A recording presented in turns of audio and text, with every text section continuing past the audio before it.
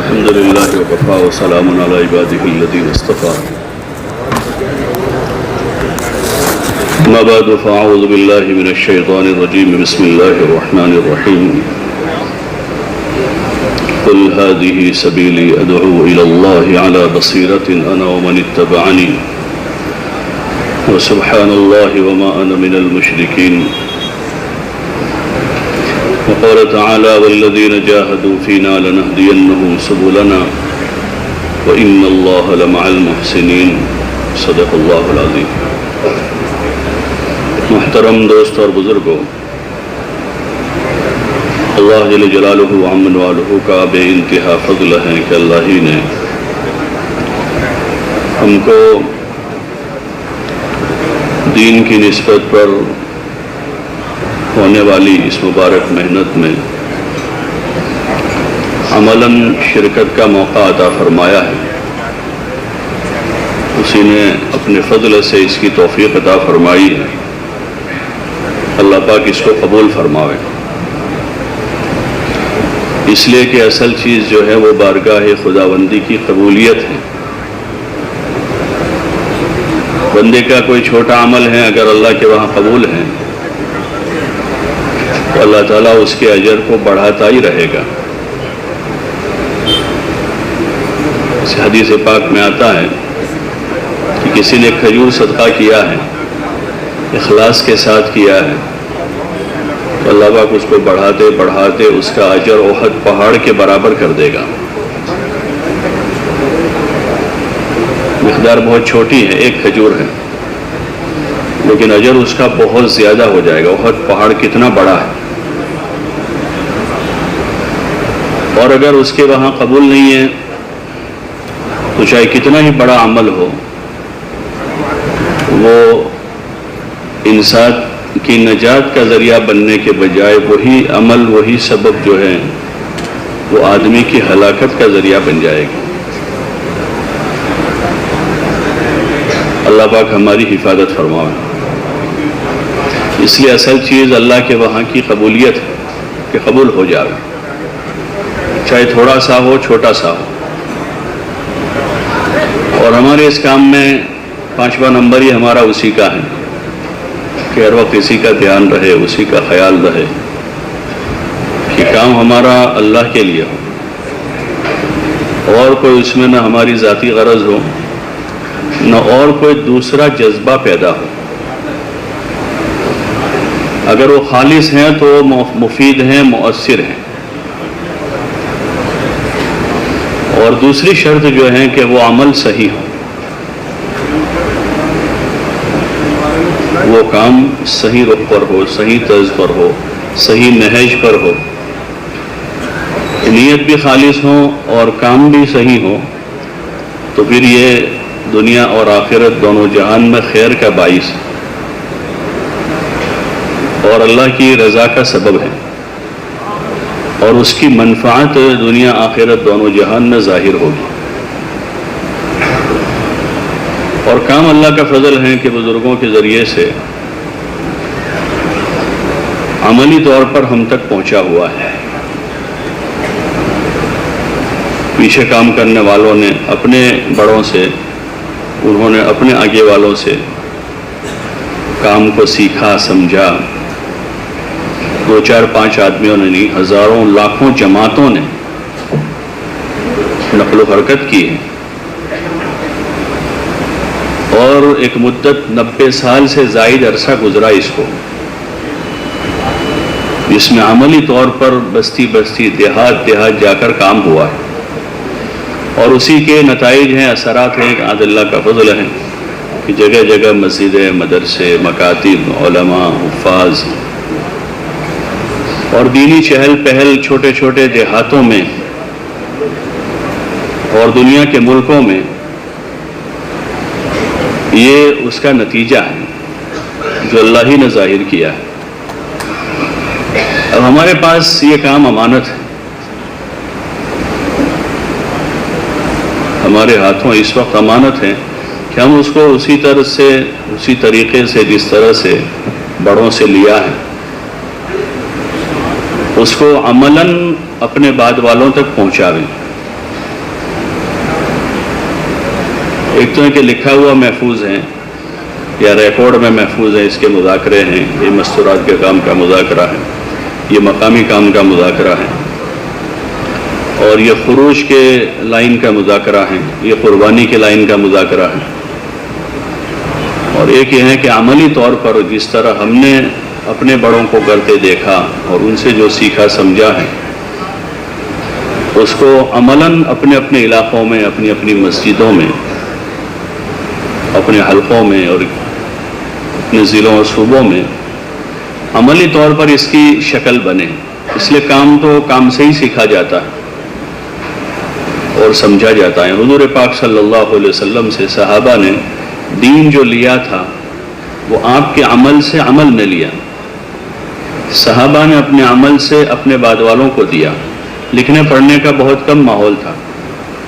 چند لوگ انگلیوں پر گنے جاتے ہیں جو لکھنا جانتے تھے، کاغذ ہی نہیں تھا، مشین کا تو مسئلہ ہی نہیں تھا کہ کاغذ پر چھپائی کا کوئی مشین ہو، کاغذ ہی نہیں تھا اس زمانے میں۔ جو کچھ تھوڑا بہت لکھتے تھے وہ ہڈی پر، پتھر پر، اس پر لکھا جاتا تھا، وہ بہت تھوڑا ہوتا تھا۔ باقی جو تھا وہ حضور پاک صلی اللہ علیہ وسلم کو کرتے ہوئے دیکھا، صحابہ نے اس پر عمل کیا، اس کو اسی طرح نقل کیا، بعد والوں نے اس پر عمل کیا اور پوری دنیا میں اسی طرح پھیلا ہے۔ کلام پاک کا تو پہلا جو نسخے تیار ہوئے وہ ہے جو عثمان رضی اللہ تعالیٰ عنہ کے زمانے میں انہوں نے تیار کر کے بھیجے علاقوں میں۔ وہاں تک تو اسلام پہنچ چکا تھا دنیا میں، وہاں تک تو اسلام پہنچ چکا تھا افریقہ، یورپ تک۔ تو وہ جتنا ہوا وہ اسی طرح ہوا کہ عمل سے عمل میں وجود میں آیا۔ ایسے یہ جو کام کا طریقہ ہے ہمارا، حضرت معاویہ صاحب رحمۃ اللہ علیہ نے عملاً عمومی گشتوں میں، خصوصی گشتوں میں، تعلیم کے حلقے آپ نے خود لگائے، اور آپ جہاں تک باہر چلے پھرے تو آپ لوگوں سے جا کر خود ملے، دیہاتیوں سے بھی اور تاجروں سے بھی، شہری لوگوں سے بھی، علماء کی خدمت میں بھی حاضر ہوئے اور خود ہی گئے۔ اور آپ نے اپنے ہاتھوں جو عملہ تیار کیا وہ اسی طرح کا تھا، خود ہی وہ نقل و حرکت والا تھا اور جا کر لوگوں سے ملتا تھا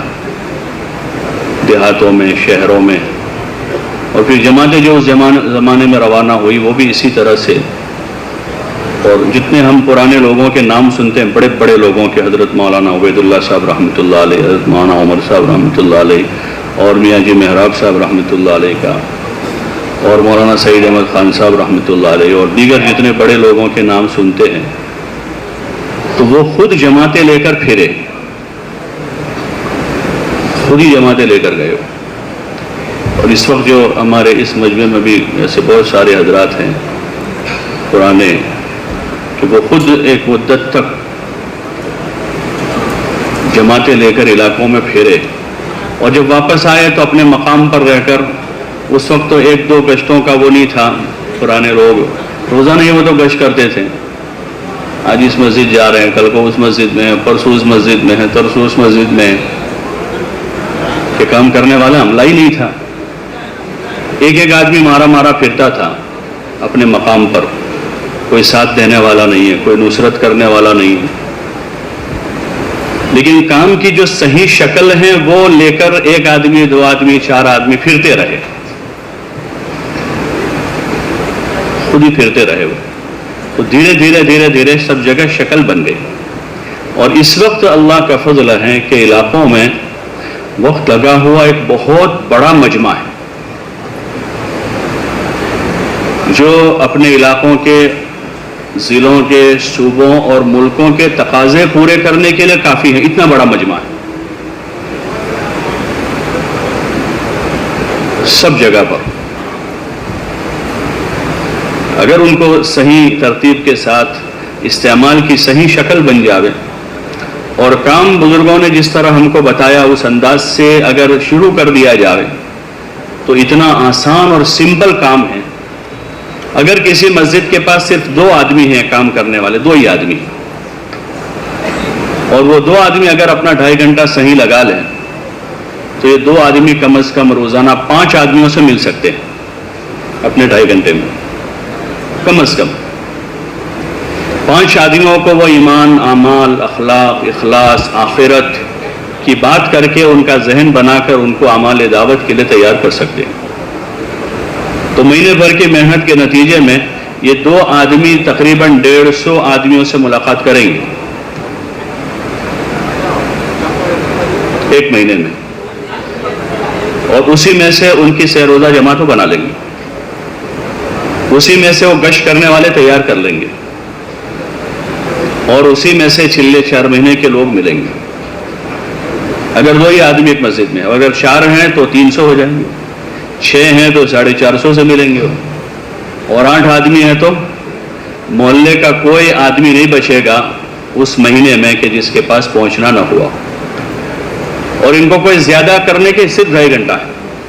وہ اپنا کاروبار وقت پر کاروبار کرے، دکاندار اپنے دکان پر جاوے، بیوی بچوں کا حق ادا کرے، 5 وقت کی نماز باجماعت تکبیر اولیٰ سے پڑھے، صبح شام کی اپنی تسبیح پڑھے، تلاوت کرے، دین سیکھے، سکھاوے۔ وہ سارے کام کرتے ہوئے یہ 2.5 گھنٹہ اگر لگا رہے ہیں ترتیب کے ساتھ تو آسانی کے ساتھ، اگر 4 آدمی ہیں تو 300 آدمیوں سے مہینے بھر میں ملاقات کریں گے۔ اتنا سمپل سا کام ہے اور آسان ہے، بس ضرورت اس بات کی ہے کہ اس کو عملی طور پر منتقل کرنے کی ضرورت ہے۔ کسی بزرگ سے میں نے سنا کہ اس وقت جو ہے ہمارے کام کی جگہ مذاکروں نے لے لی، جو کام کا ہمارا وقت ہے روزانہ کا، جیسے مسجد اور جماعت بیٹھی ہے تو 10 منٹ 12 منٹ 15 منٹ میں اپنا مشورہ کر کے اب ان کو کام پہ لگنا ہے۔ اگر صبح صبح یہ مسجد کی جماعت پھیل جاتی ہے، کسی کے پاس 1 گھنٹہ ہے صبح، کسی کے پاس 1.25 گھنٹہ ہے، کسی کے پاس 2 گھنٹے ہیں، کسی کے پاس 2.5 گھنٹہ پورا ہے، تو وہ اپنے اپنے کام میں لگ جاتے ہیں صبح صبح سے ہی، تو وہ اچھا خاصا کام صبح صبح ہی کر سکتے ہیں۔ اگر صبح کے وقت میں پورے محلے کا جوڑ کرنا ہو تو وقت مناسب نہیں ہے، کبھی کوئی مزدور مزدوری پر جا رہا ہوگا، کوئی کاروباری کاروبار پر جا رہا ہوگا، دفتر والا آدمی دفتر جائے گا، کچھ لوگ آرام میں ہوں گے، تو یہ وقت ایسا نہیں کہ ہم جس میں سب کو جمع کر سکیں۔ لیکن صبح صبح مسجد سے نکلنے والی 2 یا 3 جماعتوں کو کچھ لوگوں سے ملنا ہے تو یہ کام مشکل نہیں ہے۔ گزشتہ سال زامبیا ہم لوگ گئے تھے تو وہاں کے ساتھیوں سے اس کا مذاکرہ ہوا کہ بھائی آپ حضرات جو ہیں شام کو ہی عصر سے عشاء میں سارا کام کرتے ہیں، اس میں ایک دن پہلا گشت آتا ہے، ایک دن دوسرا گشت آتا ہے، ایک دن شب گزاری ہوتی ہے، ایک دن آپ کا مشورہ ہوتا ہے، ایک آدھ دن بیوی بچوں کے ساتھ ادھر ادھر ہوتے ہیں، تو 5-6 دن ہفتے کے گزر جاتے ہیں۔ تو جو ہمارا روزانہ محنت کا نظام ہے لوگوں سے ملنے کا، وہ قابو میں نہیں ہے۔ ان کی کارگزاری کے نتیجے میں یہ نکلا۔ پھر ان سے ترغیب دی کہ آپ حضرات بھائی صبح سے کام شروع کر دیں، جو وقت ہمارا یا تو مسجد میں ویسے ہی گزر جاتا ہے بیٹھے بیٹھے، یا پھر وہ وقت اخبار میں یا دیگر صبح کی ایسی مشغولیوں میں گزرتا ہے یا گھر میں گزر جاتا ہے، تو بجائے اس کے اگر جس کے پاس 1 گھنٹہ ہے تو 1 گھنٹہ، 1.5 گھنٹہ ہے تو 1.5 گھنٹہ، 2 گھنٹہ ہے تو 2 گھنٹے، صبح صبح اگر کام شروع ہو جائے تو کیسا؟ تو ساتھیوں نے کہا کہ صبح لوگ سوتے ہیں۔ میں نے ان سے عرض کیا کہ بھائی سب تو نہیں سوتے ہوں گے، مزدور لوگ تو صبح جلدی نکلتے ہیں، ملازم لوگ اپنے وقت پر نکلنے کی فکر میں وہ جاگتے ہی ہوتے ہیں، تیاری کرتے ہیں، تاجر لوگ کوئی 8 بجے نکلتا ہے، ان کے ماحول میں تھوڑے اور جلدی نکلتے ہیں،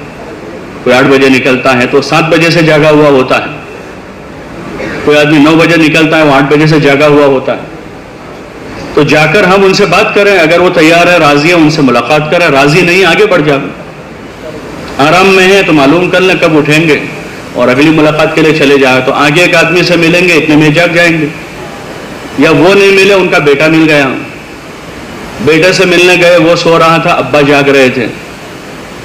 لیکن اگر حرکت ہماری صبح صبح سے شروع ہوتی ہے تو آدھا کام ہمارا صبح ہو جائے گا۔ جماعتوں کی روانگی صبح ہوتی ہے، واپسی پر ان کی کارگزاریاں صبح ہوتی ہیں، جماعتیں ایک مسجد سے دوسری مسجد منتقل ہوتی ہیں، عامتاً صبح کے وقت میں ہوتی ہے۔ اگر اس وقت مسجد کی جماعتیں یا پوری جماعت نہیں تو اس جماعت کے چند لوگ، 5 آدمی 7 آدمی 8 آدمی، کم از کم 2 آدمی بھی اس مسجد میں صبح صبح سے فعال ہیں اور کام پر لگے ہوئے ہیں، تو تو اچھا خاصا کام ان کے ذریعے سے ہمارا ہو سکتا ہے. اور پھر وہ اب آپ کام پر چلے گئے، باقی کام شام کو مکمل کریں، ورنہ شام جو عصر عشاء کا ہمارا وقت ہے، عصر سے عشاء کا،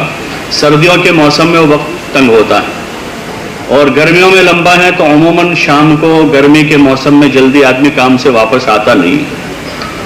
دیر ہو جاتی ہے. اور گرمیوں کے دنوں میں سب کو پتہ ہے کہ آدمی دن بھر کام کرتے ہوئے ایسا تھکا ہوا ہوتا ہے کہ شام کو اسی کی ملاقات کی ضرورت ہوتی ہے، وہ کیا کسی سے جا کے ملے گا. تو اس لیے جو ہماری محنت کا بنیادی ایک عمل تھا، لوگوں سے جا کر ملنا، 2.5 گھنٹے کی تعین تو بعد میں ہوئی کہ بھائی 2.5 گھنٹے کم از کم لگائے وہ،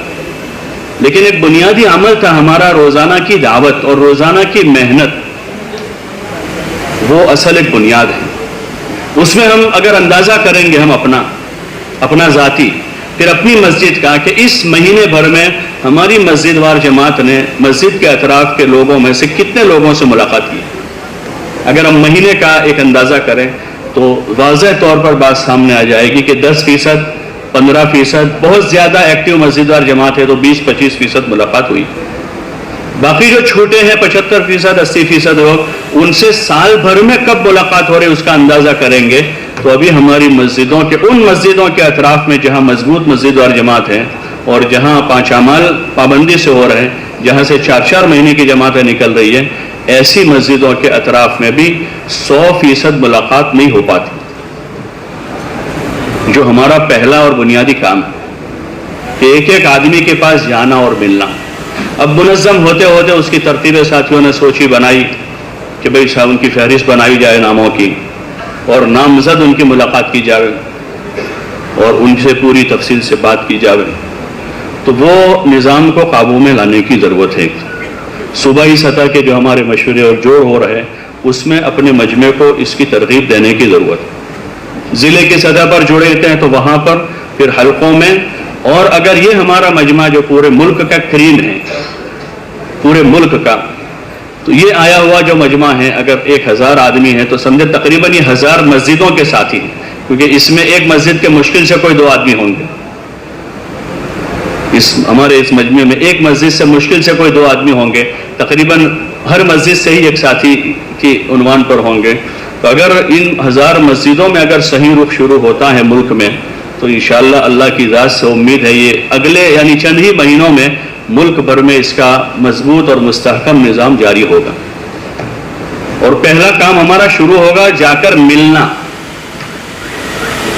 اپنی مسجد کے اطراف کے 100% بالغ مسلمانوں سے جا کر ملاقات کرنا، پہلا کام ہے ہمارا. اب اس میں ایک مجمع وہ ہیں جو مانوس ہیں، کچھ غیر مانوس ہیں، کچھ پسند کرتے ہیں، کچھ پسند نہیں کرتے.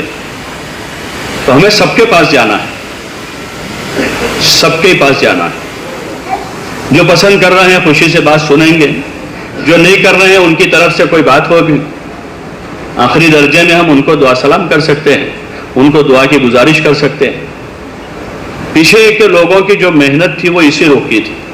کہ اس وقت وہی 1 آدمی 2 آدمی ہوتے تھے، باقی بستی پوری مانوس نہیں ہے،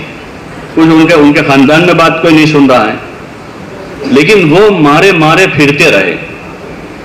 در بدر کی ٹھوکریں کھاتے رہے. اور بہت سے ان میں ایسے تھے جو باحیثیت لوگ تھے، پڑھے لکھے لوگ تھے یا بڑے تاجر تھے، بڑے زمیندار تھے، اور جب انہوں نے کام کو سیکھ کر کام لے کر اپنی بستی میں گئے تو ان کی حیثیت بالکل زیرو ہو گئی. ان میں بھی بہت سے ہوں گے ایسے کہ اپنی جگہ پڑھے لکھے تھے، باعزت آدمی تھے، لیکن تبلیغ میں لگتے ہی لوگوں نے ان کے ویلیو بالکل ڈاؤن کر دیا، اور پتہ نہیں قسم قسم کے تانے اور گالیاں سنتے رہے وہ، لیکن اپنی ان ساری چیزوں کو برداشت کرتے ہوئے کام کرتے رہے. وہی کام کا ہمارا اصل رخ ہے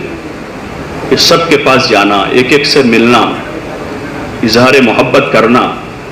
حضور پاک صلی اللہ علیہ وسلم کی جو محنت ہے، نبوت سے پہلے اس وقت اسلام ایمان کی دعوت نہیں ہے، لیکن آپ کا سب کے ساتھ تعلقات ہیں، آپ کے لوگوں کے خیر، آپ نے اجتماعی زندگی گزاری اس رخ. ویسے تنہائیوں میں آپ کا اچھا خاصا وقت گزرتا تھا،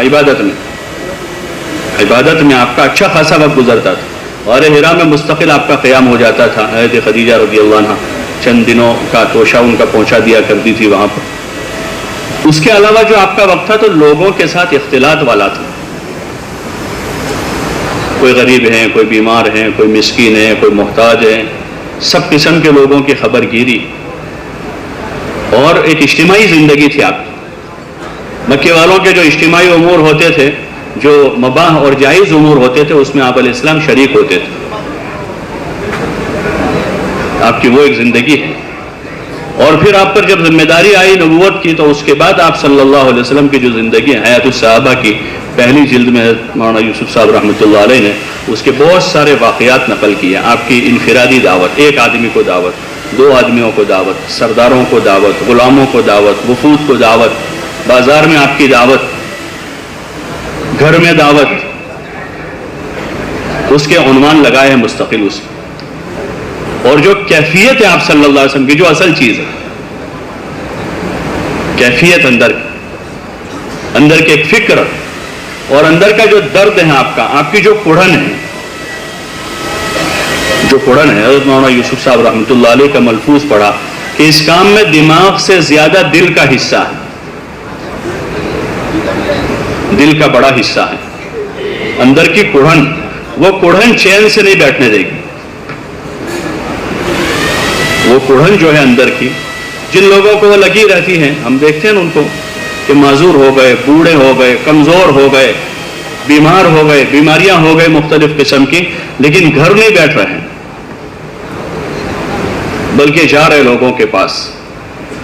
ایسی معذوریاں ہیں کہ شریعت میں جتنے آزار قبول کیے گئے ہیں عبادتوں میں، سارے آزار ان کو لگ گئے، سارے عذر کے بعد بھی. لیکن اندر کا ایک درد ہے، اندر کی ایک کڑھن ہے، جو حضور پاک صلی اللہ علیہ وسلم کی زندگی سے ہی ملے گی. جتنا آپ کو پڑھا جائے گا اور آپ کے دعوت کو پڑھا جائے گا.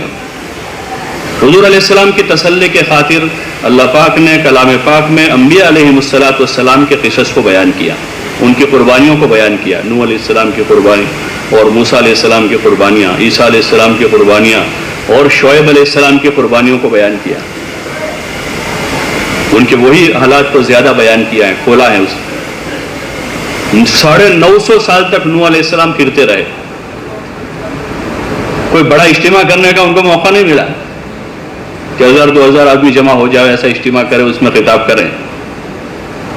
ان کی پوری دعوت اسی طرح کی ہے، 1 سے ملے، 2 سے ملے، 5 سے ملے، 10 سے ملے ہیں، جو اصل ہے. مکے میں 13 سال حضور پاک صلی اللہ علیہ وسلم کا کوئی بڑا اجتماع نہیں ہے، کوئی جوڑ نہیں ہے وہاں. کبھی آپ ظلم جنہ میں ہیں، کبھی عکاظ میں ہیں، تو کچھ دن آپ کے منی میں گزر رہے ہیں، اور وہاں جا کر جو آئے ہوئے وفود ٹھہرے ہو، من یؤوینی من ینصرنی حتی ابلغ رسالۃ ربی ولہ الجنہ. ہم ذرا ان الفاظ پر غور کریں. آپ علیہ السلام، آپ کا وطن مکہ ہے، آپ مکہ کے سب سے زیادہ معزز خاندان کے فرد ہیں، اور آپ کی حیثیت یہ ہے کہ آپ امام الانبیاء والمرسلین ہیں، اور آپ صلی اللہ علیہ وسلم منی میں اکیلے جا کر اس طرح سے لوگوں کی عاجزی کر رہے ہیں، خوشامد کر رہے ہیں کہ کون مجھے ٹھکانہ دے گا، کون میری مدد کرے گا، تاکہ میں اپنے رب کا پیغام پہنچا دوں، اور اس کے بدلے اللہ اسے جنت دے گا. آپ علیہ السلام خوشامد کر رہے ہیں لوگوں کی جا کر، اور اکیلے پھر رہے. بعض موقع ہے جس میں حضرت ابوبکر آپ کے ساتھ ہے، یا اور کوئی ہے، 1-2 آدمی آپ کے ساتھ ہیں، آپ مارے پھر رہے ہیں اور لوگوں کی خوشامد کر رہے ہیں. 1 دن 2 دن 4 دن نہیں، پورے 13 سال آپ کے مکے میں گزرے ہیں. وہی ہمارا اصل رخ ہے کام کا، جس کی نقل ہے یہ ہماری گھر گھر کی محنت. اگر یہ صحیح رخ پر ہوئی تو اس سے پورے دین کو وجود ملے گا. اس لیے کہ ہماری اس نقل و حرکت سے تبلیغی جماعت کے کارکن نہیں بنانے خالی، یا اس وقت کے حالات میں ہمیں شورا کے ممبر نہیں بڑھانے ہیں کہ 10 آدمی ہماری تائید میں آ جائے. کوئی جوڑ ہم کر لیں تو 500 آدمی جمع ہو گئے اور ذہنی اعتبار سے موافق ہو گئے. اچھی بات ہے، لوگوں کی ذہنی تائید بھی مفید ہوتی ہے، ہمت دلاتی ہیں، حوصلہ بڑھاتی ہیں. لیکن وہ مقصد نہیں ہے. صرف مقصد اس محنت سے جو بقول حضرت مولانا الیاس صاحب رحمۃ اللہ علیہ کے احیاء جمیع ما جاء بہ الرسول صلی اللہ علیہ وسلم ہے کہ حضور علیہ السلام جن چیزوں کو لے کر آئے ہیں ان ساری چیزوں کو زندہ کرنا ہے. تو اس میں امت میں نماز زندہ ہوگی، ذکر زندہ ہوگا، تلاوت و عبادت زندہ ہوگی، اور حسن معاشرت اور حسن اخلاق زندہ ہوں گے، تجارت میں عمدگی پیدا ہوگی، اور حلال اور حرام کی تمیز کے ساتھ تجارت وجود میں آئے گی، معاشرے میں حیا زندہ ہوگی، اور دین کا علم بچوں میں، بڑوں میں، بوڑھوں میں، مردوں میں، عورتوں میں، وہ اس کا ایک رخ ہے۔ یہ جو ہماری ملاقاتیں وہ اس لائن کی ترغیبی باتوں کے اس میں مذاکرے ہیں، بقول حضرت مولانا انعام الحسن صاحب رحمۃ اللہ علیہ کے، کہ ہمارے کام میں تشکیل 6 نمبر ہیں، اس سے پہلے 5 نمبر ہیں۔ یہ جو ہماری ملاقاتیں ہیں وہ ان مذاکروں کو زندہ کرنے کے، ایمان اور ایمان کے فائدے، ایمان کے فضائل، اور اعمال کے فضائل، اور اخلاق اور اخلاق کے فضائل، اور اخلاص کے فضائل، اور راہ خدا میں جان مال لگانے کی بات ہوگی، اس کے فضائل ہوں گے۔ تو یہ ساری چیزیں ایک ساتھ وجود میں آئے گی۔ روزانہ اس رخ سے ملاقاتیں ہوگی۔ کوئی ایک آدمی 4 مہینے کی نیت کرے گا روز، لیکن 2-5 آدمی روز نمازی بنیں گے۔ کوئی دوسرا آدمی سہ روزہ کی نیت کرے گا، 2-4 آدمی اشراق چاش پڑھنے والے بنیں گے۔ وہ بھی ہمارا کام ہوا ہے۔ اگر کسی مسجد میں لوگ اشراق پڑھنے والے بنے، چاش پڑھنے والے بنے، ذکر کرنے والے بنے، قرآن پڑھنے والے، وہ مسجد آباد ہوئی ہے۔ حضور علیہ السلام کی مسجد کی آبادی کا کیا مطلب تھا؟ کہ آپ کی مسجد میں جو ہے کوئی ذکر کر رہا ہے، کوئی قرآن پڑھ رہا ہے۔ مختلف حلقوں کے فضائل قرآن میں اور فضائل ذکر میں جو حدیث نقل ہوئی ہے، آپ علیہ السلام مسجد میں داخل ہوئے تو کچھ لوگ قرآن کا حلقہ لگا کر بیٹھے تھے، کچھ لوگ ذکر کر رہے تھے۔ آپ صلی اللہ علیہ وسلم ان لوگوں کے پاس جا کر بیٹھے جو سیکھ رہے تھے، سکھا رہے تھے، اور ان کے پاس اتنا کپڑا بھی نہیں تھا کہ وہ سطر چھپا لیں۔ رات میں ابن عمر رضی اللہ تعالیٰ عنہ فرماتے ہیں کہ ہم چند نوجوانوں نے طے کیا تھا کہ ہم رات کے ابتدائی رات میں عبادت کریں گے، تو ہم عبادت کرتے تھے، تھک جاتے تھے، مسجد میں سو جاتے تھے۔ تو جب یہ محنت ہوگی، گھر گھر جانا ہوگا، تو مسجد صحیح رخ سے آباد ہوگی۔ 5 وقت کی نمازوں میں مسجد آباد ہو جائے گی، اور نمازوں سے پہلے لوگ مسجد میں آ کر ٹھہرنے والے بنیں گے، نمازوں کے بعد مسجد میں ٹھہریں گے۔ سیکھنے والے کچھ قرآن سیکھ رہے ہوں گے، کچھ ذکر کر رہے ہوں گے، کچھ دعوت کا حلقہ لگائے ہوں گے، کوئی فضائل کا حلقہ لگا رہے ہوں گے، اور دین کے ساری جگہوں پر پانی پہنچے گا۔ اس کا جو ہمارا بنیادی کام ہے وہی ہے لوگوں سے جا کر ملنے کا کام ہے، اور نئے سے نئے لوگوں کے پاس جانا ہو۔ صرف ہمارا کام کارکنوں میں نہیں ہے، فہرست بنی کہ بھائی 4 مہینے والے اتنے چلے، ٹھیک ہے، مزیدار جماعت کے علم کے خاطر یہ فہرست ہے، صرف انہی لوگوں سے نہیں ملنا ہے۔ عموماً یہ ہوتا ہے کوئی جماعت بنانی ہے چلے کی 4 مہینے کی، تقاضا آیا اوپر سے کہ آپ کی مسجد سے ایک جماعت دو، تو مزیدار جماعت بیٹھ کر ناموں کی ایک فہرست بناتی ہے، 15 20 25 50 آدمیوں کی۔ تو یہ 50 آدمیوں کی 2 5 10 مرتبہ ملاقات ہو جائے، لیکن اس 50 کے علاوہ دوسرے مسجد کے اطراف میں 450 آدمی ہیں۔ اس میں بہت سے وہ ہیں جو ابھی مسجد بھی نہیں آ رہے، ان میں سے کچھ وہ ہیں جو جمعہ تک میں بھی نہیں آ رہے۔ اگر ترتیب کے ساتھ ملاقاتوں کا نظام مسجد کی جماعت بناتی ہے، اگر 4 آدمی ہیں تو 2 جماعتیں بنا لی، اور 2 نے مل کر آدھا آدھا محلہ تقسیم کر لیا پوری مسجد کا، 200 مکان ہے، 100 گھر تقسیم کر لیے، تو 15 دن میں نہیں تو مہینے میں یہ 100 گھروں تک یہ پہنچ جائیں گے، 100 گھروں تک یہ پہنچ جائیں گے، نیوں سے، پرانوں سے، اور بوڑھوں سے، جوانوں سے، اور تاجروں سے، کاشتکاروں سے، ملازموں سے، سب سے ملاقات ہو جائے گی، اور ہر گھر تک بات پہنچے گی۔ اور جہاں وہاں جا کر پھر جو بات ہماری ہے وہی کہ ایمان اور اس کے فضائل کو منہ بھر کے بولا جائے۔ اس وقت خصوصاً اس کی ضرورت ہے، مادے کا غلبہ ہے، مادے کا غلبہ ہے، چیزوں کو بولا جا رہا ہے، مال کو، پیسے کو، سونے چاندی کو، زمین جاگیر کو، اور ڈگریوں کو بولا جا رہا ہے۔ اس لیے ماں باپ دونوں لگے ہوئے ہیں 2 بچوں کو ڈاکٹر بنانے میں، انجینئر بنانے، یہ دونوں بوڑھے ہو جاتے ہیں۔ وہ جتنی مرتبہ وہ بچہ ڈاکٹر نہیں بولتا، اس کے مقابلے میں یہ دونوں والدین جو ہیں وہ زندگی میں ان سے زیادہ بولتے ہیں کہ بچے کو ڈاکٹر بنانا ہے،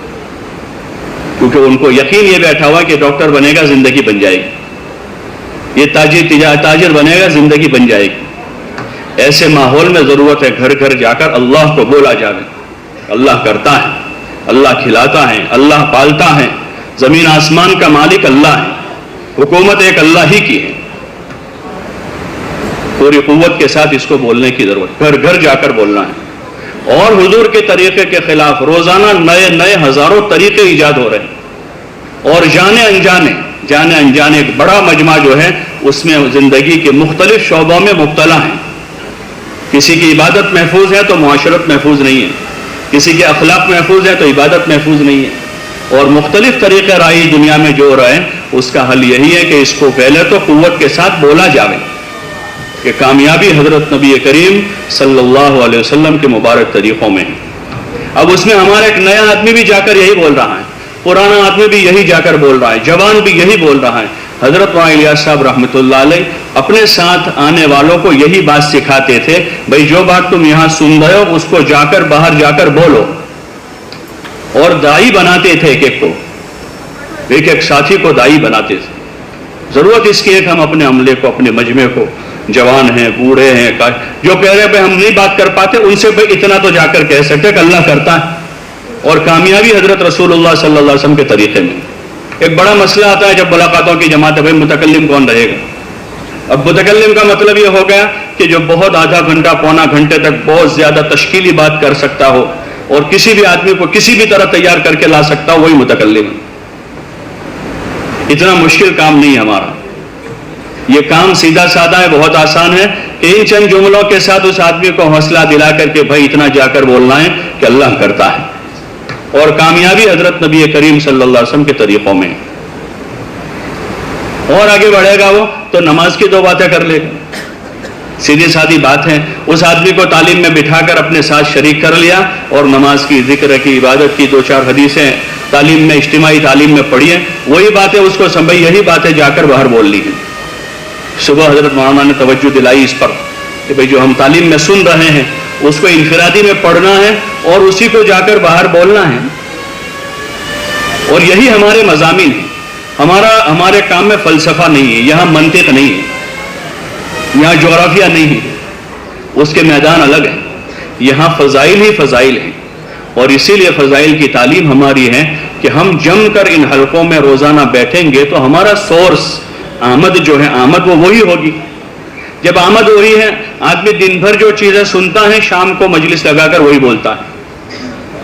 یہ انسانی طبیعت ہے، انسانی فطرت ہے۔ تو اگر دن بھر ہمارا دوسرے روابط ہیں، غیر ضروری ہیں یا لایانی کے روابط ہیں، سوشل میڈیا کے راستے سے، اخبار کے راستے سے، یا دیگر ایسی مجلسوں محفلوں سے جہاں پر سیاسی باتیں ہیں یا حالات حاضرہ کی باتیں یا دیگر باتیں ہیں، تو پھر ہماری تشکیلی اور ہماری ملاقاتوں میں وہی باتیں غالب رہے گی، وہی باتیں غالب۔ اور جب وہ باتیں ہمارے غالب ہیں تو ہم بھی ان اسباب سے اور اس مادے کا اثر لیے ہوئے ہیں، چاہے وہ مادہ کسی بھی شکل کا ہو، اور جب یہ اثر کے ساتھ ہم جا رہے ہیں تو پھر ہم مؤثر نہیں ہو سکتے۔ حضرات صحابہ اکرام رضوان اللہ تعالی علیہم اجمعین دنیا میں گئے،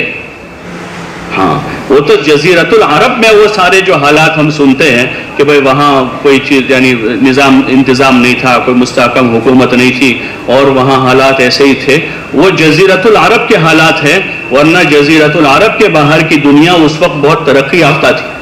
قیصر اور کسریٰ کے ہم سنتے ہیں، بڑے بڑے امپائر تھے وہ، اور مصر کی بہت پرانی تاریخ ہیں، صحابہ وہاں بھی گئے، مصر بھی آئے، لیکن وہ حضور صلی اللہ علیہ وسلم والے کلام کا اثر لے کر گئے تھے، حضور والی بات کا، اللہ کا اور رسول صلی اللہ علیہ وسلم کا اور آخرت کا اثر لے کر وہاں پر پہنچے ہیں، تو انہوں نے جا کر پوری دنیا کو متاثر کیا، انہوں نے کوئی اثر قبول نہیں کیا۔ ان کی مجلسوں محفلوں میں یہی باتیں تھیں، انفرادی اجتماعی میں، جن کے بہت سارے واقعات ملتے ہیں سیرت کی، تاریخ کی کتابوں میں، کہ آپس میں بیٹھ رہے ہیں، کیا باتیں کر رہے ہیں، ایک دوسروں کو خط لکھ رہے ہیں تو اس خط میں کیا مضامین ہیں ان کے جو میسج خطوط کے ذریعے سے جا رہے ہیں، ہم سوچے کہ ہمارے میسیجز کیا ہیں اور ان کے میسج کیا جا رہے تھے۔ ان کے آپس کے مجلسوں کے جو مذاکرے ہیں،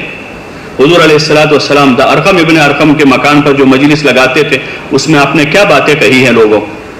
اور مدینہ منورہ میں آپ علیہ السلام کی مسجد میں جو مجلسیں لگی ہیں، مجالس رسول صلی اللہ علیہ وسلم کے عنوان سے کسی نے کتاب بھی لکھی ہے کہ حضور صلی اللہ علیہ وسلم کی مجلسوں میں کیا باتیں تھیں، کہ ان کے وہاں باتیں یہی تھی، ایمانیات اور عبادات اور اعمال اور اخلاق اور اخلاص اور آخرت، قبر، حشر، نشر، جنت، جہنم، اور اس کے تفصیلی حالات کے مذاکرے آپ کے انفرادی اجتماعی مجلسوں میں ہوئے۔ जन्नत को कितना खोला है आप सल्लल्लाहु अलैहि वसल्लम, और जहन्नम को कितना खोला है, और मैदान महशर के अहवाल को आपने खोला है, और कब्र के हालात को आप सल्लल्लाहु अलैहि वसल्लम ने खोला है, आखिरत की मंजिलों को खोला है, और दुनियावी लाइन के जो हमारे शोबे हैं उन शोबों से मुताल्लिक कोई शोबा ऐसा नहीं होगा, मामलात हो, मुआशरत हो, अखलाकियात हो, कि जिसकी तफसील आप सल्लल्लाहु अलैहि वसल्लम ने खोल खोल कर, यहाँ तक कि एक यहूदी ने हजरत सलमान रज़ियल्लाहु अन्हु के सामने एतराज़न कहा कि कैसे तुम्हारे नबी है, युअल्लिमुकुम नबियुकुम हत्तल क़िराअत, कि कैसे नबी है, पाखाना करना भी सिखाते हैं तुमको, पाखाना करने का तरीका भी तुमको बताते हैं। तो क्या कि नाम अजल, हाँ, हमारे नबी हम पर बड़े मेहरबान हैं कि उन्होंने हमको एक एक बात बताई। तो उनके वहाँ हुजूर सल्लल्लाहु अलैहि वसल्लम की तालीमात के तज़किरे थे सहाबा के वहाँ, और वही तालीमात को लेकर दुनिया में गए। तो कैसर का तख्त व ताज देखकर उसका असर नहीं लिया उन्होंने, और किसरा की हुकूमत देखकर उसका असर नहीं लिया उन्होंने, और मिस्र आए तो मिस्र की शान व शौकत देखकर उन्होंने उसका असर नहीं लिया, बल्कि वो अपनी असल जिंदगी पर बाकी रहे, हज़रत उमर रज़ियल्लाहु अन्हु के दौर तक और हज़रत उस्मान के ज़माने तक, और उसके बाद भी सहाबा जो हैं, सहाबा जब तक जहां रहे वो तकरीबन अपने उसी हाल पर रहे, क्योंकि वो एक असर लिए हुए थे और उसी असर से उन्होंने मुतासिर किया। ये हमारे जो हल्के हैं तालीम के, वो इसीलिए कि हम उसका असर रोज़ाना लेते रहें, ईमान तरक्की करता रहे, नमाज और अमाल का शौक़ पैदा होता रहे, ज़िक्र और तिलावत और इबादत का ज़ौक़ बनता रहे, और तवाज़ु और आजिज़ी रोज़ाना पैदा होती रहे, और मखलूक खुदा की हमदर्दी और खैरखाही का जज्बा अंदर ऐसा गालिब आ जावे, ऐसा गालिब आ जावे कि हम अपना सब कुछ लुटा कर सिर्फ और सिर्फ उम्मत की हिदायत के तालिब बन के रहें,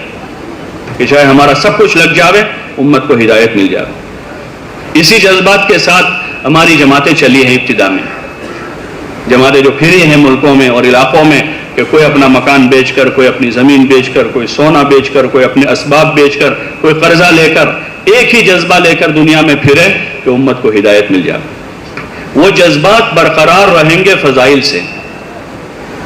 इसलिए मस्जिद में रोज़ाना हल्का लगाने का एक निज़ाम बनाया कि रोज़ाना मस्जिदों में फ़ज़ाइल के हल्के लगाए जाएं, और वो हल्का सिर्फ कारकुनों का नहीं है, 5 आदमी 10 आदमी जो काम में उन्हीं का है, बल्कि सारे मुसल्लियों को इसकी दावत दी जाए, मौका ब मौका, हुस्न उसलूब से, खुशामद के रास्ते से, खुशामद के रास्ते से सारे मुसल्लियों को इस पर आमादा किया जावे कि सारे हजरात फ़ज़ाइल के हल्के में बैठे, और इसी हल्के को घरों में शुरू करवाया जावे, ताकि घर में बीवी बच्चों का भी वही जहन तैयार हो, ईमान और अमल का, और अखलाक और इखलास उनके अंदर भी पैदा होते हुए वो भी अपनी आखिरत की फिक्र के साथ अपने घर में ज़िंदगी गुजार रहे हो। इस वजह से घर के माहौल में भी रोज़ाना कोई एक वक्त घर वालों को राज़ी करके, तैयार करके, उनको आमादा करके, उनकी खुशामद करके उनको लेकर बैठा जावे, ताकि वो भी जो है इन फ़ज़ाइल के रास्ते से अपने जज्बात बनावें और घर में उसकी फ़िज़ा बने। तालीम जो है हमारी घर की, वो एक तामीर है, वजीफे के तौर पर नहीं है कि 1.5 सफ़ा 2 सफ़ा रोज़ाना पढ़ा जाता है, कोई भी पढ़ ले, बल्कि एक तामीर है। घर की तालीम जो है वो हमारी तामीर है कि हम अपनी फिक्रों के साथ साथ बीवी को, बच्चों को, घर वालों को अपने साथ लेकर सफ़र कर रहे हैं फिक्रों में, तो हमारी फिक्रों में साथ है, उनका दीनी जहन बनता जा रहा है। बच्चे अभी छोटे हैं, अभी से उनका दीनी जहन बन रहा है, और दीनी जहन बनने का असर जाहिर होगा जैसे वो बड़े होंगे, उनके लिबास से, उनके चेहरे मोहरे से, उनकी फिक्र से, कि उनके जिस्म पर कौन सा लिबास आ रहा है, उनकी फिक्र क्या बन रही है, उनके जज्बात क्या बन रहा है, अमल की कैफियत क्या है उनकी। अगर फ़ज़ाइल और तरगीब के रास्ते से है तो इंशाअल्लाह अल्लाह की ज़ात से उम्मीद है ये बच्चे अपने आप ज़ौक़ और शौक़ के साथ इन चीज़ों को लेंगे, और अब्बा के साथ साथ बच्चे भी इबादत गुजार बनेंगे, और आगे जाकर वो अपने अब्बा के साथ साथ दाई बन जाएंगे। धीरे धीरे वो उसी रुख पर, जैसे एक ताजिर आदमी अपने बच्चों को अपनी फिक्रों में साथ रखता है, तो उन बच्चों को ताजिर बनाना नहीं पड़ता, उनको किसी कॉलेज में नहीं भेजना पड़ता कि दुकानदार बने। बाप के साथ रहते रहते अब्बा को देखता है, वो तिजारत की बात हो रही, फ़ोन से जा रहे हैं, आ रहे हैं, कभी साथ में गया, कभी घर में रहा, और होते होते एक वक्त वो आता है कि बेटा बाप से बड़ा ताजिर बन जाता है। باپ سے بڑا تاجر بن جاتا ہے. لیکن دعوت میں ایسا نہیں ہو پاتا، عموماً بہت کم ہوتا ہے. اس کی وجہ یہ ہے کہ جو گھر پر محنت کا ہمارا نظام ہے، حضور پاک صلی اللہ علیہ وسلم کو کتنے تقاضے تھے. مدینہ منورہ کا جو آپ کا وقت گزرا ہے تقریباً 10 سال کا، اس میں آپ کے تقریباً 25 سفر ہوئے، چھوٹے بڑے 25 سفر ہیں، اور زیادہ تر نکاح بھی آپ کے وہیں جا کر ہوئے ہیں. تو اتنا لمبا عرصہ نہیں ملا سب کے ساتھ رہنے کا. وہی 10 سال 9 سال 10 سال کا وقت ہے. اسی میں کسی سے ہجرت کے بعد تیسرے سال، کسی سے چوتھے سال، کسی سے 5ویں سال نکاح ہو رہا ہے. لیکن آپ علیہ الصلوۃ والسلام کا دین، آپ کی فکر آپ کے ازواج میں منتقل تھی. آپ کی عبادت اور آپ کے اعمال، آپ کے اخلاق. ازواج مطہرات کا مختصر تذکرہ حضرت شیخ نے فضائل میں کیا ہے، ان کا مختصر تذکرہ کیا ہے. اس میں پڑھتے ہیں کہ بڑی عابدہ، بڑی زاہدہ تھی، کثرت سے روزے رکھنے والی، تلاوت کرنے والی. اکثروں کے باپ اس میں انہوں نے یہ تذکرہ کیا ہے. حضرت عائشہ رضی اللہ عنہ کم عمر میں آپ کے ساتھ رہنے کا موقع ملا، صرف 9 سال، 8-9 سال کا وقت ہے. لیکن بڑی عالمہ، فاضلہ، بڑی زاہدہ، دنیا سے ایسی بے رغبت کہ جوانی کی عمر ہے. حضرت امیر معاویہ رضی اللہ تعالیٰ عنہ ان کے پاس ہدیہ بھیجا 80,000 درہم. صبح پہنچے ہیں، شام تک میں سب صدقہ کر دیے، اور شام کے افطار کا کھانا نہیں ہے گھر میں. حضور علیہ الصلوۃ والسلام کی صحبت کا یہ اثر ہے. اور علم، کتنا سارا علم لیا انہوں نے،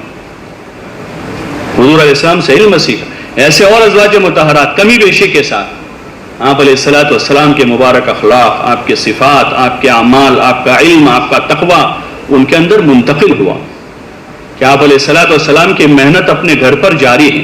موقع بہ موقع حدیثیں ہیں جس میں آپ صلی اللہ علیہ وسلم کسی وقت ام المومنین سے فرمایا آپ ایسا کرو، یہ عمل کرو، وہ عمل کرو، اس کے بدلے اللہ یہ دے گا، اس کے بدلے اللہ یہ دے گا. ان روایات میں وہی چیزیں ملتی ہیں. اور جو کچھ انہوں نے دین سیکھا ہے حضور علیہ السلام سے ہی سیکھا ہے، آپ صلی اللہ علیہ وسلم سے. کیونکہ ابھی تو قرآن اتر رہا ہے، اور تو کوئی معلم ہے نہیں، اور کوئی معلم تو ہے نہیں. اور ایسا نہیں تھا کہ یہ ایسے ہی معمولی گھروں کی عورتیں تھیں. حضرت عائشہ رضی اللہ عنہ حضرت ابوبکر رضی اللہ عنہ کی بیٹی ہیں. ام حبیبہ مکہ کے سردار کی بیٹی ہے رضی اللہ عنہ. حضرت صفیہ جو ہے وہ یہودی سردار کی بیٹی ہیں رضی اللہ عنہ. لیکن آپ کی فکر اور آپ کی محنت کا یہ اثر ہے اپنے گھر پر کہ آپ کے ساتھ رہنے والی ازواج، باوجود یہ کہ آپ اتنے مصروف اور مشغول ہیں اپنے مقام پر بھی، اپنے سفروں میں بھی، لیکن آپ اپنے گھر میں اپنے ازواج کو دین دے رہے ہیں. آپ کی صحبت میں جو بچے رہے بڑے بڑے علماء بن گئے. جو چھوٹے بچے تھے یا جوانی کی عمر میں جو رہے وہ بڑے بڑے علماء بن گئے. اس کی وجہ یہی تھی کہ حضور علیہ الصلوۃ والسلام جہاں ایک طرف امت کے ان فکروں میں تھے، وہاں آپ اپنے گھر کی فکر میں تھے. اپنے بچوں کو دین دے رہے تھے، اپنے نواسوں کو دین دے رہے تھے، اپنی ازواج کو دے رہے تھے. اور جو نوجوان آپ کے ساتھ لگے رہے، ان نوجوانوں کو حضور علیہ السلام موقع بہ موقع دین دے رہے تھے. انس کہہ رہے ہیں ایک مرتبہ آپ کے ساتھ کھانے کے لیے بیٹھا میں، تو حضور علیہ السلام نے فرمایا اپنے آگے سے کھاؤ، بسم اللہ بول کے کھاؤ، اور داہنے ہاتھ سے کھانا کھاؤ. کہ یہ سیکھنا سکھانا، کھانا بھی ہو رہا ہے، سیکھنا سکھانا ہو رہا ہے. ایسے مختلف مواقع، سفروں کے موقع پر ہے جو لوگ، تو سفر کے لائن کا دین ان کو دے رہے ہیں جو ہمارے کام کا حصہ ہے. دعوت کے ساتھ دوسرا ہمارا جو حصہ ہے وہ تعلیم و تعلم ہے. اور تعلیم و تعلم کا یہی وہ طریقہ ہے پرانا کہ موقع بہ موقع گھر میں کھاتے وقت کھانے کی سنتیں ہیں، آرام کے وقت آرام کی سنتیں ہیں، اور مختلف موقعوں کے مختلف جو مذاکرے ہیں. عید آ رہی ہے تو عید کی کیا سنتیں ہیں، جمعہ کا دن آ رہا ہے تو جمعہ کی کیا سنتیں ہیں، رمضان آ رہا ہے تو رمضان کے کیا مخصوص اعمال ہیں، بچوں پر زکوٰۃ واجب ہو رہی ہے تو زکوٰۃ کے لائن کا کیا دین ہے، حج کے لیے جا رہے ہیں تو حج کا کیا طریقہ ہے، گھر میں شادی آ رہی ہے تو شادی کا اسلامی کیا طریقہ ہے. اگر ان چیزوں کے مذاکرے ہیں اور فضائل کے حلقے ہیں پابندی کے ساتھ، تو اللہ کی ذات سے امید ہے انشاءاللہ کہ ہمارے گھروں میں جو ہے علم اور دین جو ہے اولاد میں اور اولاد کے بعد ہماری نسلوں میں نظر آئے گا. تو گھر کی تعلیم کا یہ بنیادی مقصد ہے. پھر یہ تعلیم گھر گھر میں زندہ ہو، ایک دو گھر میں نہیں. جو ہمارا مستورات کا کام ہے وہ اصل یہی ہے، اس لیے کہ عورتوں کا اصل قرار ہے، مستورات کے لیے اصل قرار ہے. قرن فی بیوتکن، ولا تبرجنا تبرج الجاہلیت الاولی، کہ اپنے گھروں میں قرار پکڑی رہو اور جاہلیت کے دور میں جیسے بے پردہ نکلا کرتی تھی اس طرح نہ نکلا کریں. اقمنا الصلاۃ وآتینا الزکاۃ واطعنا اللہ ورسولہ، کہ اپنے گھر میں رہ کر نماز کی پابندی کریں، زکوٰۃ ادا کریں، اللہ رسول کی اطاعت کریں. اور پھر آگے کی آیت میں اللہ پاک نے جو ارشاد فرمایا وَاذْكُرْنَ مَا يُتْلَىٰ فِي بُيُوتِكُنَّ مِنْ آيَاتِ اللَّهِ وَالْحِكْمَةِ، کہ اپنے گھر میں رہ کر اللہ کی آیتیں اور حکمت کی باتوں کا تذکرہ کرتی رہیں. یہ تعلیم کا عمل ہے جو ہر گھر میں، ہر مسلمان کے گھر میں ہو، تاکہ ہر گھر میں جو ہے اس کی فضا بنے، اعمال کی، نماز کی، ذکر کی، حسن اخلاق اور حسن معاشرت، صحابہ کے جو واقعات ہیں اس میں ایثار کے، ہمدردی کے، احسان کے، انصاف کے، اور فضائل صدقات میں جو والدین کے اور پڑوسیوں کے حقوق، وہ چیزیں جب پڑھی جائے گی تو صحیح مواد پہنچے گا، ان صحیح چیزیں پہنچ، اور ان چیزوں میں اثر ہے. جماعت میں دیکھتے ہیں 10-12 آدمی 15 آدمی کیسے بالکل بیچارے جہالت کی، غفلت کی زندگی گزار کر آتے ہیں، 15-20 دن ہوتے ہوتے ہوتے کیسے نرم پڑ جاتے ہیں. جو گھر میں پانی کا گلاس اٹھا کے نہیں لا رہا اپنے لیے، وہ یہاں سارے ساتھیوں کی خدمت کر رہا ہے. حضور علیہ السلام کے مبارک ارشادات میں ایک اثر ہے، صحابہ کی زندگی میں ایک اثر ہے. یہ مستورات کا اصل کام یہی ہے کہ ہر گھر میں تعلیم شروع ہو جائے. اور یہ مسجد کی جماعت کے ذمے ہے کہ مسجدوار جماعت کے ساتھ ہی اپنے گھروں کی تعلیم کی فکر کے ساتھ ساتھ محلے کے ہر گھر تک جا رہے ہیں تو اپنی پوری بات میں جہاں ایمان، اعمال، اخلاق، آخرت کی بات کر کے ہم اس بھائی کو راہ خدا میں نکلنے کے لیے تیار کریں گے، وہیں اس بھائی کو ہم اپنے گھر میں تعلیم کرنے کے لیے تیار کریں گے، اس کے لیے آمادہ کریں گے کہ اپنے گھر میں تعلیم شروع کر دو. اور پھر دوسرا جو عمل ہے ایک ماحول فضا بنانے کے لیے، مستورات میں محلے کی ہفتہ واری تعلیم ہے، جو بہت آسان عمل ہے کہ ہفتے میں ایک دن 1 گھنٹہ ہے، ہفتے میں ایک دن 1 گھنٹہ جو مناسب وقت ہے ان کے جوڑنے کا، اس میں وہ مستورات جو تعلیم کر لیتی ہو، کچھ مذاکرہ کر لیتی ہو، ایسی اور مشورے سے چلنے کا ان کا مزاج ہو، وہ وقت لگنے سے چیزیں پیدا ہو جاتی ہیں، اتنا ان کا وقت لگ جاوے تاکہ اس تعلیم کر لیں، مذاکرہ کر لیں، مشورے سے چلنے کا ان کا مزاج ہے. تو ایسے حلقے بنائے جاویں. پہلے سے بعض حلقے چل رہے ہیں اور بہت سی مستورات وقت لگا کر آئی علاقوں میں، چلے لگا کر، عشرے لگا کر، سہروزے لگا کر، لیکن حلقہ وہی ایک کا ایک چل رہا ہے مسجد کا، دوسرا حلقہ نہیں بن رہا ہے. حالانکہ بہت ساری اور نئی بہنیں تیار ہو گئی. تو اس کے جو قواعد شرائط ہیں، ان قواعد شرائط کی رعایت کے ساتھ مستورات کے مزید اجتماعی تعلیم کے حلقے بڑھانے کی ضرورت ہے. اس ماحول میں جو بہت سارے مفاسد معاشرت کے راستے سے داخل ہو رہے ہیں، یہ اس کا زبردست علاج ہے، ایک خاموش علاج ہے. بقول حاجی رحمۃ اللہ علیہ کے اپنے گھروں میں تعلیم شروع کر کے ان سوراخوں کو بند کر دو جن سوراخوں سے بے دینی داخل ہو رہی ہے. تو یہ اجتماعی حلقے جتنے بڑھیں گے تو چھوٹے چھوٹے حلقے بن جائیں گے، ان کا جمع ہونا جڑنا آسان ہوگا. جتنے حلقے بڑھیں گے اتنی مستورات جوڑنا بڑھ جائے گی اور ان حلقوں کے راستے سے گھروں میں تعلیم جائے گی. اب یہاں ایک حلقہ ہو رہا ہے، 10 گھروں سے بہنیں پہنچ رہی ہیں، دھیرے دھیرے ایک گھر میں تعلیم شروع ہوئی، پھر دوسرے گھر میں ہوئی، تیسرے، چوتھے، 5ویں، ہوتے ہوتے 10 گھروں میں تعلیم شروع ہو جائے گی. یہ اس کا آسان راستہ ہے اور یہ بہت مؤثر عمل ہے کہ ہر گھر میں فضائل کے حلقے لگوائے جائیں. وہ فضائل سنیں گے تو اعمال پر پڑیں گے جو اس کا مقصد ہے، اور ان گھروں میں نماز، ذکر، تلاوت، عبادت پہلے وہ زندہ ہوگا. بقول حضرت مولانا یوسف صاحب رحمۃ اللہ علیہ کے کہ جب یہ محنت چلے گی تو سب سے پہلے عبادت کا دین زندہ ہوگا اور پھر دھیرے دھیرے دھیرے اور آگے بڑھیں گے. ان کا جذبہ بنے گا، وہ وقت لگائیں گے، اپنے گھر والوں کو جماعتوں میں بھیجیں گے تو ماحول تیار ہوگا. اس لیے ضرورت ہے کہ ہم اپنے حلقوں سے معلوم کریں، مسجدوں سے معلوم کریں کیا کیا وقت لگے ہوئے، بہنیں کتنی اور تعلیم کے حلقے کتنے، مکان کتنے.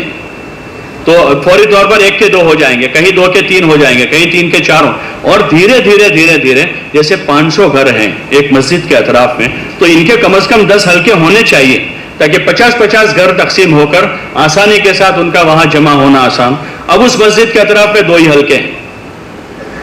تو وہاں 2 حلقوں میں شریک ہونے والی 25 to 50 بہنیں ہیں اور باقی ان کے گھر 500 1000 سے زیادہ وہاں بالغ عورتیں ہوگی. اب باقی عورتیں شریک نہیں ہو رہی ہیں، یہ کہہ رہے ہمارے پاس استعداد نہیں ہے. ٹھیک ہے، ابھی استعداد نہیں ہے، حلقہ نہ بڑھا، لیکن استعداد بنانے کی محنت تو کریں. اسی مزیدار جماعت میں ایسے ساتھی ہیں جن کی گھر کی مستورات تعلیم کتاب پڑھنا جانتی ہیں، ان کو لے کر کچھ ان کا وقت لگوا دیں۔ اسی محلے میں کوئی دوسرے محلے سے کوئی لڑکی بہو بن کر آئی ہے جو باصلاحیت ہے، بااستعداد ہے، اس کے شوہر کو آمادہ کریں کہ اس کے ساتھ ان کا تھوڑا وقت لگ کر وہ محلے میں کام سنبھالنے والی بن جائے گی۔ تو تدبیریں کچھ سوچنی ہے۔ جو ہمارے کام ہے، مقامی محنت کا جو ہمارا مشورہ ہے، اس مشورے کا یہی رخ ہے کہ بیٹھ کر ہم کام کی اچھی سے اچھی تدبیریں سوچیں گے کہ 100% گھروں تک کیسے پہنچیں، اور 100% گھروں میں تعلیم کے حلقے کیسے شروع ہوں، 100% گھروں میں اعمال، نماز، ذکر، تلاوت، عبادت، حسن اخلاق کیسے زندہ ہوں، اور یہ جو ہمارے حلقے ہیں وہ ان حلقوں کا کیسے نظام بنے۔ جب اس کو مسجد کی جماعت بیٹھ کر سوچے گی اور اس کے لیے تدبیر کرے گی تو انشاءاللہ اللہ پاک اس کی راہیں کھولے گا۔ اللہ ہی آسان کرتا ہے، لیکن یہ ہے کہ مسجد کی جماعت اس کا بوجھ لے۔ یہ ہمارے مشورے کا رخ ہے روزانہ کا، کہ روزانہ ان جماعتوں کی کارگزاری کے ساتھ اپنے محلے پر نظر ہو رہی ہے کہ بھئی ہمارا کیا اپ ڈاؤن ہے۔ 10 سال سے گشت ہو رہا ہے، ہمارے گشت میں کتنے لوگ بڑھ رہے ہیں۔ 10 سال سے ہماری مسجد میں کام ہو رہا ہے، ہماری صفیں کتنی بڑی نمازوں کی۔ بیٹھے بیٹھے ہم غور تو کر سکتے ہیں اس پر۔ تو جب ان چیزوں پر غور کریں گے اور پھر اس کو اپنی دعاؤں میں لائیں گے، اللہ کے سامنے رونے دھونے میں اور مانگنے میں لائیں گے، اور پھر صبح کے مشورے میں اس کو فکروں میں لیں گے، اور پھر ان فکروں کے بعد روزانہ کی محنت میں یہ چیز جائے گی، تو انشاءاللہ اللہ کی ذات سے امید ہے یہ چیزیں ہمارے ایک ایک مسجد کے اطراف کے 100% گھروں میں منتقل ہو جائے گی، اور گھر گھر میں دین زندہ ہوگا، مردوں میں، عورتوں میں، بچوں میں، بوڑھوں میں، جوانوں میں، تاجروں میں، اور یہ سارا مجمع جو ہے اپنے دین سیکھنے کی طلب لے کر راہ خدا میں نکلنے والا بنے گا۔ پھر اس کے لیے ہمیں اپنی قربانی بڑھانی ہوگی۔ جو آسان طریقہ ہم کو بتایا کہ مہینے بھر میں 27 دن محنت کر کے ہر ذمہ دار ساتھی اپنے ساتھ اپنی 3 دن کی جماعت بنا لے۔ اگر 5 آدمی جماعت لے کر جانے کی استعداد رکھتے ہیں مسجد میں، تو اس مسجد سے 5 جماعتیں جانی چاہیے، یہ کم از کم کام ہے۔ اور اگر 20 آدمی اس مسجد میں جماعت لے کر جانے کی استعداد رکھتے ہیں تو اس مسجد سے 20 جماعتیں جاوے، یہ کم سے کم ہے۔ اور مزید جو باقی رہے، اب جو اور لوگ ہیں جو باقی رہے، ان کے بارے میں تدبیر کی جائے کبھی ان کے سہ روزے کیسے لگے۔ تو اس طرح سہ روزے کی پابندی سے جماعتیں بنے گی، یہاں روزانہ کی محنت ہوگی، گشت ہوں گے، تو انشاءاللہ دھیرے دھیرے عملہ بڑھے گا۔ اور اس کی بہت سخت ضرورت ہے کہ ہر جگہ جو ہے نیا کام کرنے والا عملہ تیار ہو، نیا عملہ تیار ہو۔ جس جسم کو نیا خون ملتا ہے وہ جسم تندرست ہے 80 سال کی عمر تک، لیکن اگر خون بننا بند ہو گئے ہیں 30 سال کی عمر میں تو 32 سال پورے نہیں کر سکے گا، 2 سال نکالنا مشکل ہو جائے گا کیونکہ خون بننا بند ہے۔ ایسے جہاں نیا عملہ تیار ہوگا اور باصلاحیت لوگ موجود ہیں، باصلاحیت لوگ ہیں، یہ جو عصری طلبہ ہیں، نوجوان لڑکے ہیں اور دیگر نوجوان ہیں جو تعلیم میں نہیں ہیں لیکن محلوں میں ادھر ادھر ہیں، ان میں صلاحیتیں جان مال لگانے کی، کھپانے کی، اور ان کے پاس اونچے اونچے جذبات ہیں، ہوا میں اڑتے ہیں وہ۔ اگر وہ جذبات کو ادھر لگا دیا، بقول حکیم الامت حضرت مولانا اشرف علی صاحب تھانوی رحمۃ اللہ علیہ کے، کہ لوگوں کی صلاحیتوں کا ازالہ نہ کرو، امالہ کر دو، ان کو موڑ دو ادھر،